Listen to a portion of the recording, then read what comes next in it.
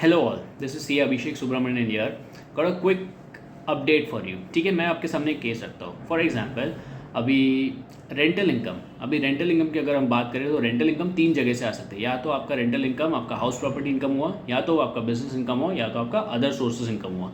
तीनों जगह पे रेंटल आ सकते हैं. अब मेरे को एक बात बताइए, आप रेंटल इनकम को क्लासीफाई कैसे करते हैं? ठीक है, फॉर एग्जांपल, अगर वो रेंट जो आपको आ रहा है वो अगर आपको आ रहा है हाउस प्रॉपर्टी रेंट आउट करके, मतलब आपने किसी को एक रेंट पे घर दिया और उधर से आपको रेंट मिल रहा है, ये इनकम कहाँ जाएगा बेटा? ये इनकम जाएगा आपका हाउस प्रॉपर्टी में. ठीक है, फर्स्ट डाउट क्लियर. बिजनेस में कब दिखाएंगे रेंट?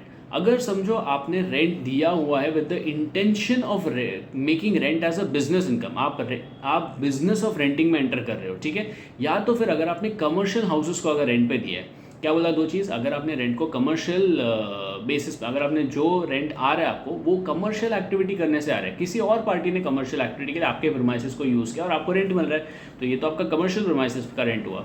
इन दिस केस ये आपका बिजनेस इनकम जाएगा. या तो फिर अगर आपने कोई अग्रीमेंट में एंटर किया for the purpose of renting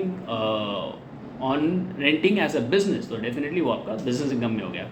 third and last के scenario, when will rent be classified under how other sources. Suppose मेरे पास एक पार्ट टाइम मशीनरी पड़ा हुआ है. ठीक है, मैं बिजनेस करता हूँ, मेरे पास एक मशीनरी पड़ा हुआ है.